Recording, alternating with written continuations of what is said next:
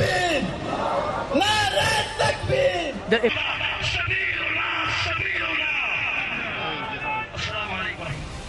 भारत और उसकी राह ने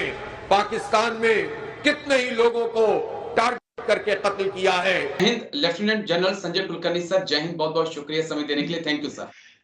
जय Hind Rajesh, always a pleasure आपके साथ। थैंक यू सर, बहुत बहुत शुक्रिया, आपने समय दिया। सर, एक खबर बहुत सुर्खियां बटोर रही है कि हमास की लीडरशिप पीओके में पहुंची, वहां पर हिजबुल मुजाहिदीन, लश्कर, जैश के तमाम आतंकियों ने जोरदार उनका स्वागत किया। उन्होंने कि यहाँ पर लेक्चर भी दिए और संबोधित भी किया। इसी मुद्दे पर मैंने बातचीत आपके साथ करनी थी। पीओके में हमास का आना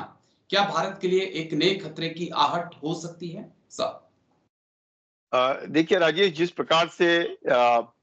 कश्मीर सॉलिडारिटी डे बनाती है ये अपने पाकिस्तान जी, अपने तरीके से 5 फरवरी को, तो रावलकोट में जो एक रैली हुई जिसमें देखा गया कि लश्कर तैयबा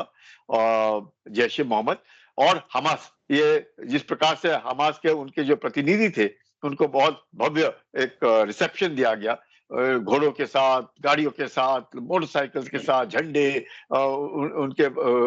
लेकर के भारत के बरखिलाफ बातचीत करना। और इतना नहीं, उनके जो chief of the army staff है मुनीर, वो भी वहां पे मुजफ्फराबाद में थे जहाँ पे रीटलिंग के लिए गए। उनके प्रधानमंत्री जो शहबाज शरीफ है वो वहां पर के गए।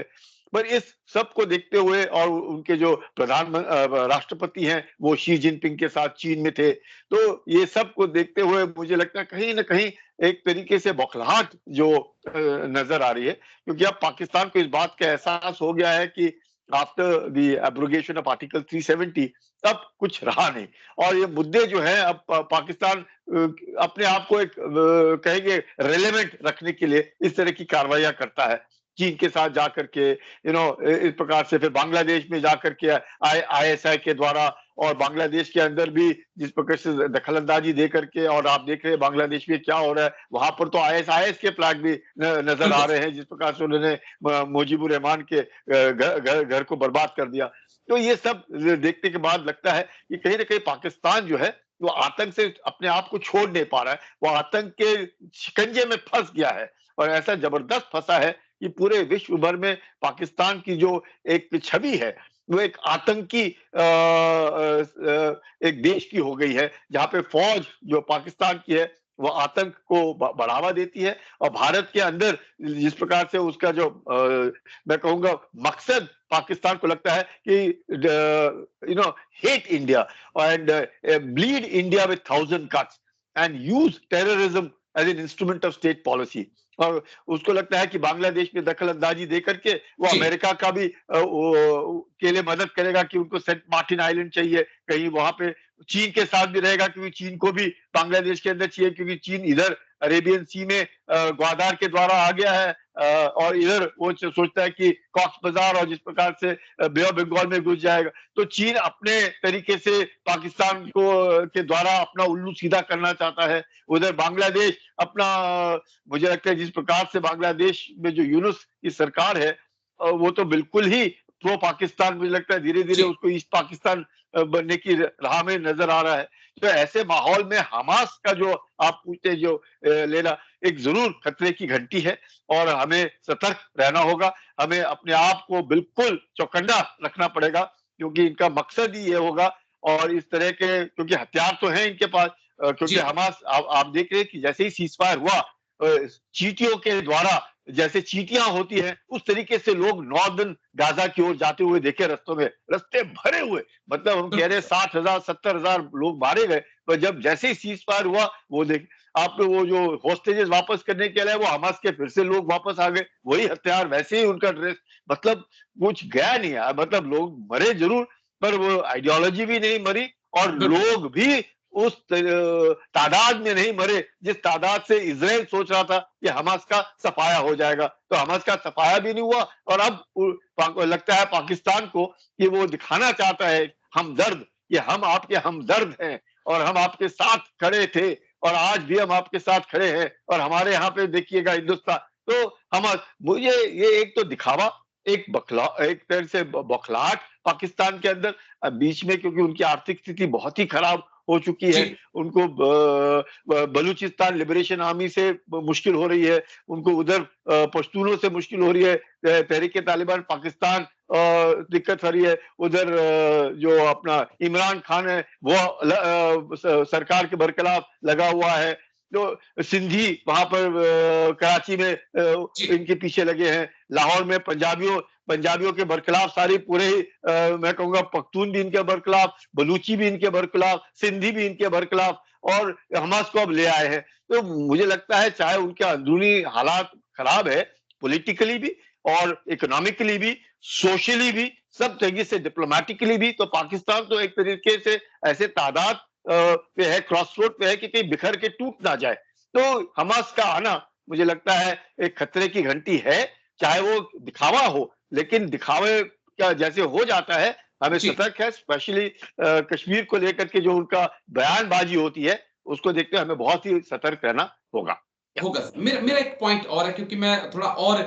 डीप जाना चाहता हूं इस पूरे मुद्दे को लेकर, क्योंकि जो हमास के लड़ाके हैं या जो हमास की लीडरशिप है, जो हमास है, उसके पास अंडरग्राउंड या टनल वॉरफेयर की एक एक्सपीरियंस है। और हाल ही में हमने कई ऐसी खबरें देखी हैं कि चीन की कंपनियां जो हैं वो पीओके के अंदर टनल्स का निर्माण कर रही हैं, कई बंकर्स अंडरग्राउंड पाकिस्तान आर्मी के लिए बनाए जा रहे हैं। अब इसमें एक पॉइंट और आ जाता है सर कि जो गजा के अंदर टनल्स बनाई गई थी वो भी चीन के ही इंजीनियर्स के द्वारा बनाई गई थी। तो क्या टनल वॉरफेयर के लिए आने वाले वक्त में इंडियन आर्मी को तैयार होना होगा सर? इसमें कोई शक ही नहीं है। देखिएगा, डिग डीप मतलब गहरे,